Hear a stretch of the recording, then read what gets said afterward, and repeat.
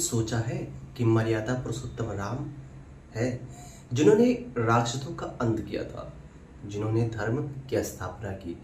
उन्हीं राम को भी एक ऐसा समय आया जब उन्हें लगा कि वे अकेले रावण को नहीं हरा सकते हैं। हाँ, युद्ध से ठीक पहले राम के सामने खड़ा था एक सवाल, क्या केवल वीरता से विजय मिलेगी या इसके लिए किसी और शक्ति की जरूरत भी है। और तभी इतिहास में हुआ ऐसा एक अद्भुत प्रसंग जिसे अमर कर दिया महान कवि सूर्यकांत त्रिपाठी निराला जी को। उनकी एक कविता है दोस्तों, राम की शक्ति पूजा में। लेकिन इस कविता में सिर्फ राम ही नहीं, एक महान शक्ति भी छिपी हुई है, हनुमान की शक्ति। आज इस वीडियो में हम जानेंगे राम की शक्ति पूजा की पूरी कहानी, राम का सबसे बड़ा त्याग, दुर्गा देवी का चमत्कार और हनुमान की अद्भुत शक्ति। दोस्तों, वीडियो को अंत तक जरूर देखिएगा क्योंकि यह कहानी आपको अंदर तक हिला देगी। कल्पना कीजिए कि समुद्र किनारे एक बड़ा विशाल सेना है, आकाश में छाई हुई युद्ध की आहट, धरती कांप रही है और सामने खड़ा एक ऐसा दुश्मन जिसकी शक्ति से देवता भी डरते हैं। वह है रावण, लेकिन उसके सामने खड़े हैं मर्यादा, सत्य और धर्म के प्रतीक राम। पर क्या आप जानते हैं कि इस युद्ध में एक महायुद्ध से पहले एक ऐसा क्षण आया था जब स्वयं राम के मन में भी संदेह पैदा हो गया था कि वे सच में रावण को हरा पाएंगे। और उसी क्षण शुरू होता है एक अद्भुत कहानी, शक्ति, भक्ति और त्याग की। लंका की धरती आग और धुएं से भरी हुई थी दोस्तों। रावण की सेना हजारों राक्षसों के साथ युद्ध के लिए तैयार खड़ी थी। हर सैनिक के चेहरे पर क्रूरता और घमंड दिखाई दे रहा था, क्योंकि उसके राजा को अपनी शक्ति और पर पूरा विश्वास था। रावण सिर्फ एक राजा ही नहीं था, वह था एक महान विद्वान, महान योद्धा और शिव का भक्त। उसके पास ऐसी शक्तियां थी जिन्हें हराना लगभग असंभव था। दोस्तों, दूसरी ओर किनारे पर खड़े थे राम, वानरों की सेना के साथ। उनके बीच खड़े थे राम, उनकी आंखों में शांति थी, लेकिन मन में गहरा विचार था। राम जानते थे कि यह युद्ध साधारण नहीं है। अगर वे हार गए तो सिर्फ उनका ही नहीं, धर्म की पराजय होगी। और इसी समय राम के अंदर शुरू हुआ एक गहरा संघर्ष, एक योद्धा का संघर्ष। रावण अपने सामने एक विशाल योद्धाओं को राम से युद्ध करने के लिए समुद्र किनारे भेज दिया। भयंकर भयंकर राक्षस योद्धा जो शक्ति, कौशल और क्रूरता से भयंकर थे, उनके अंदर क्रूरता भरी हुई थी। राम ने, हनुमान ने और उनके सैनिक वानरों ने इस युद्ध में राम के साथ दिया। दोस्तों, युद्ध कई दिनों तक चलते रहे। भयंकर युद्ध हुआ, सुबह होकर शाम तक दिनों में होता रहा। राक्षस मरते रहे, वानर मरते रहे, योद्धाओं के सर कटते रहे, सर से धड़ अलग होते रहे। रावण ने जब इस दृश्य को देखा और उसने सुना कि उसके शक्तिशाली योद्धा युद्ध में पराजित हो रहे हैं और उसके परिवार के बीच उसके पुत्र और भाई पराजित हो चुके हैं, तो रावण ने निश्चय किया कि मुझे अलग तरीके से ही इस युद्ध में जीतना पड़ेगा। दोस्तों, रावण जाता और मां शक्ति की पूजा करता है और 108 कमल से शक्ति की पूजा करके मां शक्ति की रक्षा प्राप्त कर लेता है और मां शक्ति उसे युद्ध में रक्षा प्रदान करती है। युद्ध में रावण की तरफ से मां शक्ति रावण की भुजाओं में अनंत शक्तियां भर देती हैं और रावण युद्ध में आता है और राम भी युद्ध में आते हैं, हनुमान भी आते हैं और उनके सभी साथी युद्ध में प्रतिदिन की तरह उस दिन भी युद्ध प्रारंभ कर देते हैं। श्री राम सीता जी को याद करते हैं और कहते हैं कि अगर इस युद्ध में मैं जीत नहीं पाया तो मैं हे सीते तुझे कैसे पाऊंगा। आज रावण के चेहरे पर एक अलग सी चमक थी, क्योंकि उसे देवी शक्ति प्राप्त हो चुकी थी। युद्ध प्रारंभ होता है, दोनों तरफ कमान शुरू हो जाते हैं और युद्ध, आज रावण में धनुष, उसके तीर में 100 गुने शक्ति भरी हुई थी जो राम की सेना पर भारी पड़ रहा था। राम इस दृश्य को देखकर अपने अचंभित हो जाते हैं कि रावण के अंदर इतनी शक्ति कैसे आई और उसके सामने मेरी शक्ति छोटी पड़ जा रही है।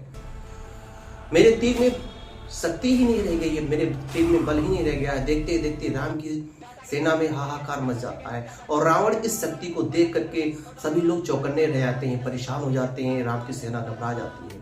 श्री राम स्वयं को देखते हैं और सोचते हैं कि ऐसा क्या हो गया, क्या मेरे तीर में, धनुष में ऐसा क्या होगा जिसमें कोई बल ही नहीं रहा। दोस्तों युद्ध करते करते आज के दिन राम की सेना और राम की हालत बहुत ही ज्यादा कमजोर हो जा चुकी होती है। रावण की इस शक्ति से राम बहुत ज्यादा परेशान हो जाते हैं, उनकी सेना परेशान हो जाती है।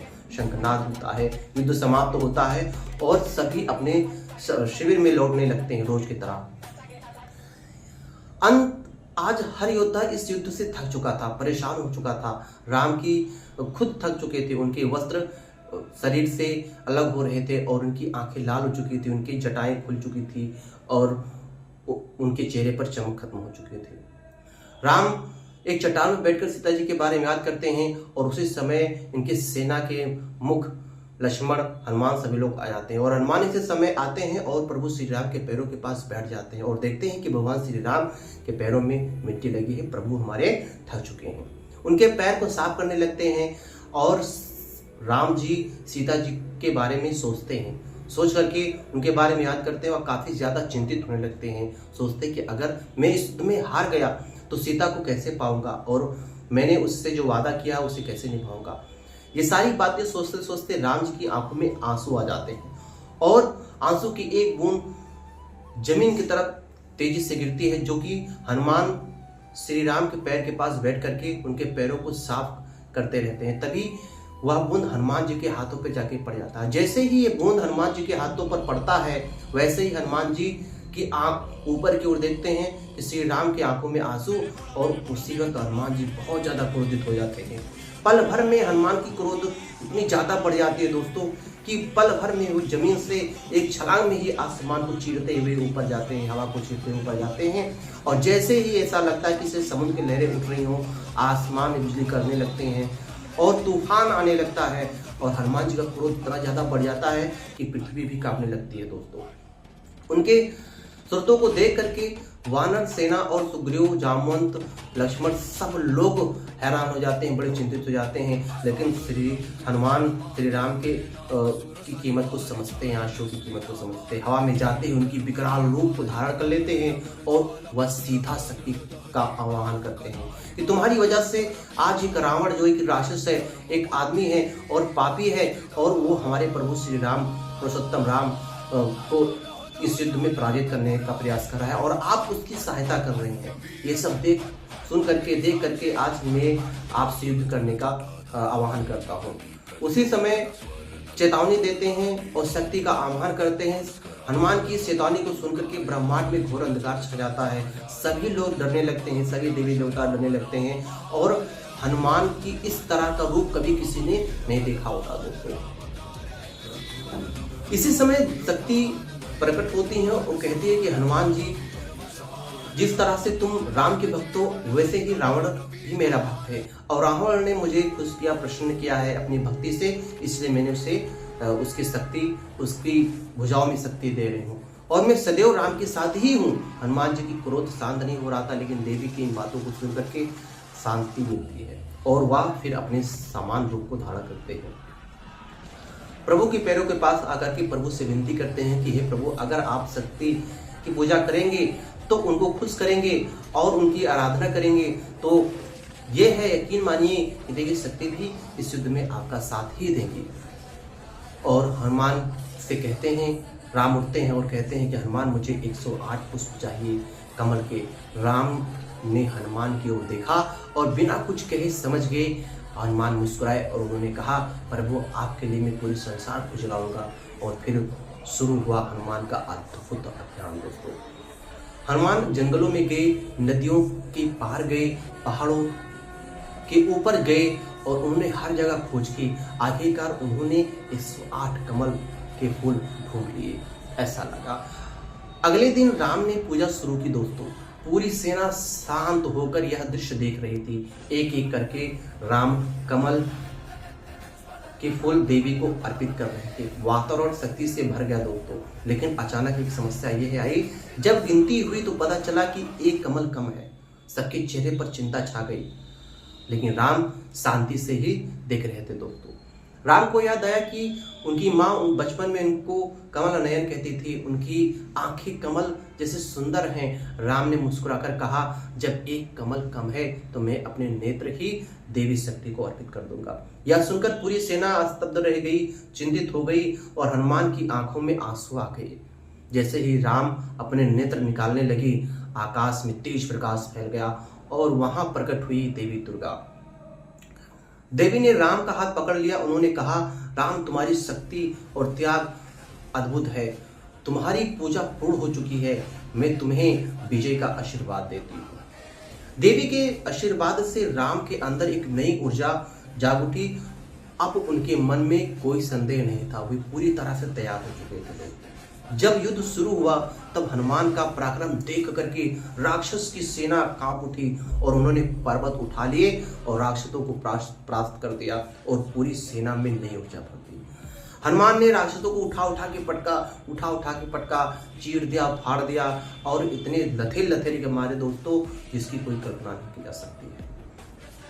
अब जब राम और रावण आमने सामने आए तो एक तरफ अहंकार था, दूसरी तरफ धर्म था। राम ने धनुष उठाया और एक दिव्य बाण छोड़ा। वह बाण सीधा रावण के हृदय में लगा और रावण धरती पर गिर पड़ा। उस क्षण पूरा ब्रह्मांड जय श्री राम के स्वर से गूंज उठा, धर्म की विजय हुई। यह कहानी हमें सिखाती है दोस्तों कि महान से महान व्यक्ति को भी कभी सहायता की जरूरत जरूर पड़ती है। जब भक्ति, त्याग और विश्वास एक साथ मिलते हैं तो कोई भी शक्ति उन्हें रोक नहीं सकती है।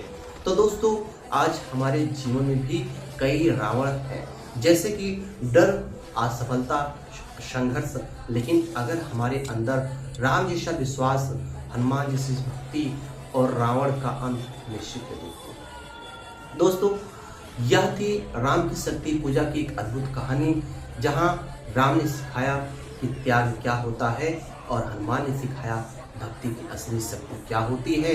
अगर आपको यह वीडियो पसंद आया है दोस्तों तो वीडियो को लाइक करिए और कमेंट करिए और मेरे चैनल को सब्सक्राइब करिए और कमेंट में जरूर लिखिए जय श्री राम, जय हनुमान।